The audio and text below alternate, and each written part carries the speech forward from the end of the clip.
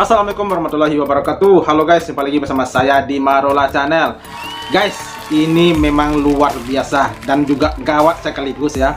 Salah satu mantan tim IT kemenangan Prabowo tahun 2019 lalu membongkar kelicikan Jokowi yang melibatkan KPU untuk mengalahkan Prabowo di waktu itu.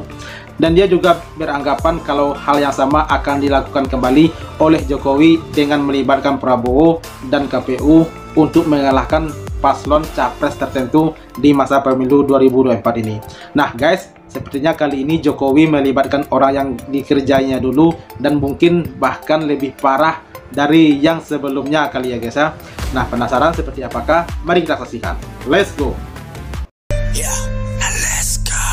Pak Agus Maksudna, saya senang ketemu Bapak.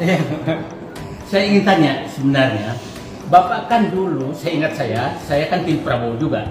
Bapak itu jadi mereka berdua ini sama-sama timnya Prabowo dulu ya 2019.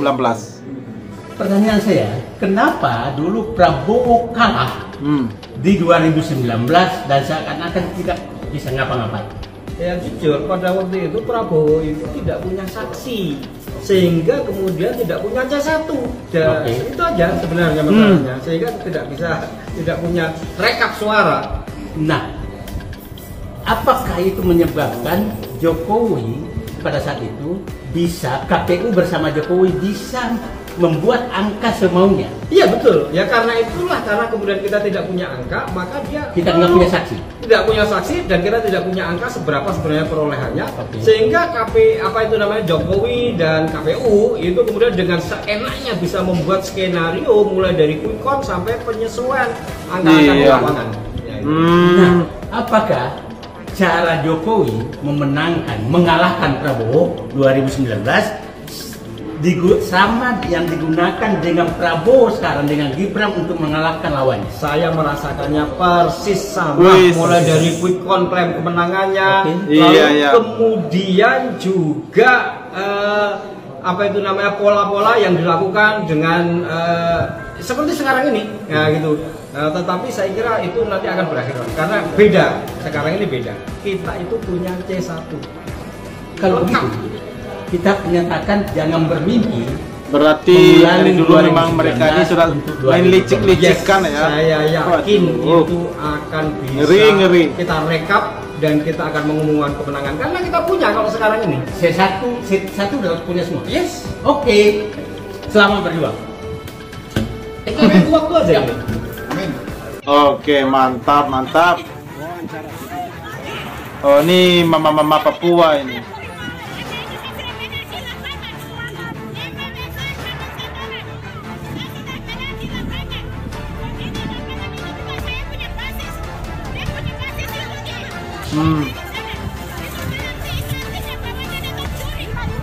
Oh, kenapa nih kena terkotak suaranya?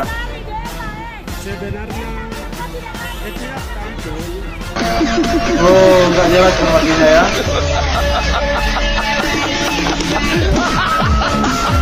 Capek-capek pulang kampung demi pemilihan presiden, taunya ada yang coplos. Nah, ini kejar-kejaran orang-orang curang ini guys. Itu sekali lagi saya guys. katakan dan berulang kali telah saya katakan, persatuan nasional kita itu jauh lebih berarti, lebih penting daripada pemilihan umum itu sendiri. Ya, setuju. Buat apa pemilu? Iya. Hanya untuk memuaskan hawa nafsu, kepentingan memenangkan satu kelompok, satu golongan semata-mata? Iya. Buat apa pemilu? Iya. Nggak usah. Buat apa pemilu untuk memaksakan dan mengajar masyarakat bukan membangun kesadaran semakin pintar, tapi membodohin rakyatnya sendiri. Tidak ada artinya pemilu. Iya. Kalau udah jelas, sebetulnya saya punya usulan. Penyelenggara pemilu yang secara sadar, secara sengaja melakukan skenario kecurangan, maka saya mengusulkan agar dimasukkan di dalam undang-undang pemilu, mereka harus dihukum mati. Ini lagi siklus kecurangan demi kecurangan itu harus dihentikan. Tidak boleh setiap 5 tahun sekali kita mengalami situasi yang seperti ini. Nah, untuk itu sebetulnya saya punya usulan. Andai kata bahwa kecurangan yang dilakukan oleh para penyelenggara pemilu atau bahkan mungkin pengawas pemilu itu dikategorikan sebagai extraordinary crime. Itu usulan saya.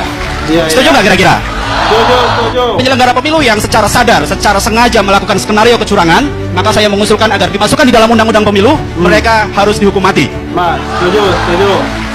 Dan juga Agar para kecurangan-kecurangan setiap 5 tahun ke koruptornya. depan itu tidak akan terulang lagi. Ini bentuk kecurangan nyata lagi Ini mana lagi nih? di TPS Capagoy Puah Mandangin Kota Selayar Kota Bukit Tinggi. Oh, di Bukit Tinggi, Sumatera Di Barat ini. TPS 13. Nah, Waduh. nih, ini seharusnya cuman 41. Nih titik, ini baru 41 ya. Anies 146. Ganjar 4. 146. Kita lihat input rekap KPU. Jadi Ya, berapa? tuh? terlihat di sini data form C hasil. Di sini Anies tetap 146, Prabowo 841. Wis. 841 Jadi jadi 841 ya. jadi 800 tambahnya. Nah, dari 41 jadi Waduh. 841. Ganjar tetap 4. Ganjar tetap 4. Nah, luar biasa. Padahal jumlah pemilih cuman 200 lebih. tidak sampai 300. Iya. Jumlah yang memilih cuma 266. Yang memilih cuma 266. Iya. Tetapi kok jumlah suara jadi besar seperti itu? Iya. 841. Pokoknya Kalau jika jumlah ada yang kumpulkan lebih yang seperti ini sampai semuanya ya guys. 900-an suara. Mohon kita cerdasi dan tim hukum Anies bisa bertindak. Terima kasih. Assalamualaikum. Ini di Sumbar nih kejadiannya. Di Kota Bukit Tinggi. TPS 13. Ulang lagi. Prabowo menyebut jika hasil survei tergantung pada siapa yang bayar. Pak, yang banyak di itu gimana Pak? Hasil survei yang siapa? Dari indikator. Jadi survei itu tergantung siapa yang bayar. Kita punya survei sendiri, survei kita bagus. Calon Presiden nomor 02 Prabowo Subianto menilai lembaga survei saat ini banyak bohong dan bekerja sesuai pesanan.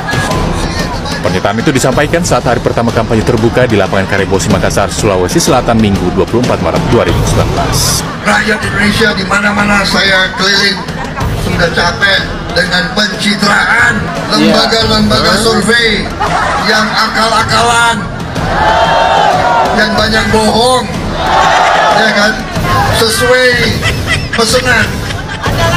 Habis itu udah dibayar oleh kelompok ini, dia ke kelompok yang satu lagi minta bayaran lagi. Saya kasih nasihat ya ke adik-adik yang di lembaga survei itu, lama-lama kau gak punya pekerjaan loh, karena rakyat gak percaya dengan kamu punya pekerjaan. Ya lama-lama kok nggak punya pekerjaan lo. Nah sekarang kan bapak sendiri yang ngasih pekerjaan buat mereka ya.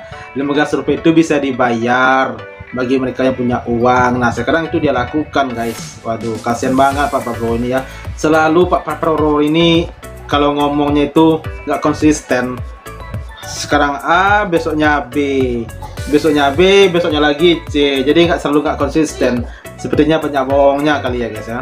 Dan apalagi di video pertama tadi itu salah satu mantan tim IT Pak Prabowo tahun 2019 membeberkan kalau sistem yang dipakai Pak Jokowi untuk mengalahkan Pak Prabowo itu kembali mereka pakai saat ini dan mereka kolaborasikan berdua antara Pak Jokowi dan juga Pak Prabowo untuk mengalahkan capres-capres yang lainnya. Nah itu luar biasa sekali strategi mereka guys. Nah itu ya guys, semoga kita tetap waspada, tetap berhati-hati dan jaga terus suara-suara kita yang telah mereka korupsikan ini, yang telah mereka acak-acak ini, agar jangan sampai lagi mereka ganggu ya guys ya. Dan sampai jumpa lagi di video berikutnya. Thank you. Thanks for watching.